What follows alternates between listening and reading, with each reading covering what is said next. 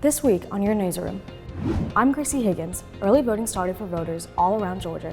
We got to know why voting early is so important. I'm Nikki Murtha. Fix It Fridays is a way to reduce waste with items that need to be repaired in the community. We give you the details. Volleyball earned their 12th straight win at home versus James Madison. Our cameras captured the action through every set. Plus, Greek Life got spooky with their trick-or-treat on Greek Street. We highlight what makes this event so enjoyable. If it matters to you, it matters to us, and it all starts right now. This is your Newsroom, with our team of reporters in the field covering the stories that matter to you. Now from the Georgian Media Group, this is your Newsroom.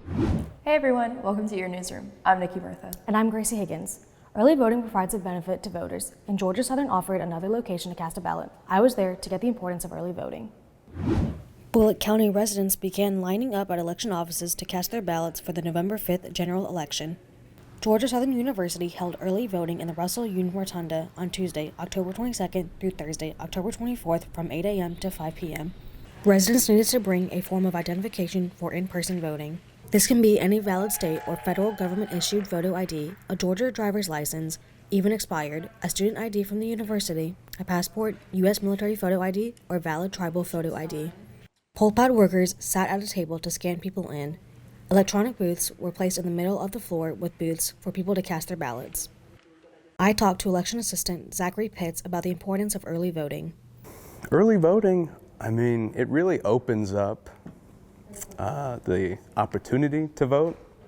With it expanded over 3 weeks as it is in Georgia, I think a lot more people have the opportunity to vote. Absentee ballots are also an option for those who choose to not vote in person. For Georgia, you do not need an excuse to request an absentee ballot. To request an absentee ballot, you must submit an application. You can submit an application online, by email, mail, fax, or in person. Like our vehicle for change is your vote. And if you want things to change and improve or whatever you want, you'd best take that to the polls. Absentee ballot deadlines are October 25th. Early voting deadlines for in-person ends November 1st. If you do not want to miss the deadline for early registration, stop by your nearest location. To find your nearest location, log on to My Voter page or contact your county register. This is Gracie Higgins reporting Statesboro for your Newsroom. Thanks, Gracie. Fix It Friday made a comeback last week at the Business Innovation Center downtown Statesboro. Your Newsroom, Trinity Jackson, has the details. Georgia Southern University's Fab Lab and the City of Statesboro Greener Borough Commission brought back Fix It Friday. This event caters to innovation and reducing waste by having the community bring items that need to be repaired. I do some blacksmithing, I do woodworking. I run a small business called the Whiskey Grail. We actually launched out of the Business Innovation Group and the Fab Lab, and then when they started doing the renovations, we found our own space and we were able to kind of really make it happen. This event also encourages creators to come with any ideas to the Fab Lab. The Fab Lab has the tools and resources to bring prototypes to life. We want to encourage people to, of course, rather than just taking your stuff and throwing it in the trash and being wasteful, like if there's an opportunity to fix something, then bring it to Fix It Friday and meet with one of our fixers to patch it up. Fix It Friday was in partnership with First Fridays in downtown Statesboro, but since it has been canceled for the remainder of 2024, this organization wants to make sure Fix It Fridays are here to stay.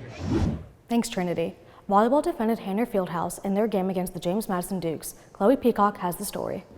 Georgia Southern University takes pride in its many successful sports teams, many of which call Hanner Fieldhouse home. But volleyball protects Hanner more than any other, boasting a 17-2 record so far this season. On October 26th, the Eagles took on the James Madison University Dukes at home in Hanner Fieldhouse. The Eagles dominated all 3 sets to defeat the Dukes 3-0, protecting their 11-0 record at home. Head coach Chad Willis details what that record means to the team. We knew we were going to get a solid effort from JMU, but we're playing pretty well at home right now. Kind of our mantra all year has been protect Hanner. Nobody comes in here and pushes us around, and this group's taking good care of that home court. The Eagles gathered a quick lead over the Dukes in the first set. The Dukes managed to recover some of the deficit, but the first set ultimately led to the Eagles' win 25-21. The Eagles dominated the second set, never allowing the Dukes to lead.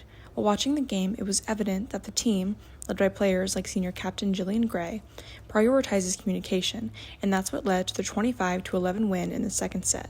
We know that we all have each other's backs, and I think that really helps out a lot. Like, you'll see us holding each other's hands in between points and stuff, and that's just kind of like centering each other and just like knowing that we got each other's back. The Dukes needed to win the third set if they wanted to stay alive in this matchup, which made this set a neck-and-neck race. A series of challenges and timeouts made this set a nail-biter. One of the final points in the game, which gave the Eagles the push they needed to secure the win, was decided by a challenge. Coach Willis explains how the Eagles pull through even in tight games. We want to play clean volleyball. We do an awful lot of drilling during the week where we're in those situations, whether it be 20-20, 21-21, 22-22, we call them red zone games. And this team has made a living off that this year, and so proud of them for the work they're putting in there. The match didn't just sport a great win, but a great cause, too. As October is Breast Cancer Awareness Month, the match was a pink out, organized by Zeta Tau Alpha. The Vice President of Philanthropy, Emily Wiggins, provided insight on the deeper meaning of the match. Breast cancer awareness just means, spreading the word, making sure people know that it is unfortunately very common, and there are things we can do to help prevent it and spread awareness. So Chloe, where will we see the Eagles play next? Next week, the Eagles head to Conway, South Carolina to take on Coastal Carolina University. And in 2 weeks, the Eagles come back to Hanner to defeat the Georgia State Panthers. Thanks, Chloe. The Georgia Southern Botanical Garden held its annual plant sale this past weekend. With free admission, members of the community were able to browse a large selection of plants. Plants including plants, ferns, and flowers caught the eye of many, accompanied by tips and tricks on how to keep greenery healthy. Signs throughout the sale designated each plant by their unique qualities. Titles from Birds in the Wildlife Collection to Heirloom Collection filled the site. Other vendors attended, including local honey and beverages. If you didn't make it this year to the annual sale, make sure you do next year. Trick or Treat on Greek Street is a good way for the Greek Life members to bring a smile to the community. Your newsroom, Mia Falcone, has the inside look. This past Wednesday, Greek Life hosted their annual Trick or Treat on Greek Street. For this event, all houses across Greek Row celebrate Halloween and even decorate their houses. Sigma Chi member Cash Vickery talked about why his frat enjoys this event so much. I feel like my frat is a really good, just down-to-earth group of guys who really enjoy like interacting with these kids. I mean, I know I was giving out candy for 2 hours and I loved every single second of it, just saying what's up and just making them happy. Greek Life members, families, and children enjoy bouncy houses, games of cornhole, music, and of course, trick-or-treating. Even some attendees put their pets in costumes for this event. Member of Zeta Tau Alpha, Maggie Heiderscheid, talked to me about why this event is such a big opportunity for her sorority.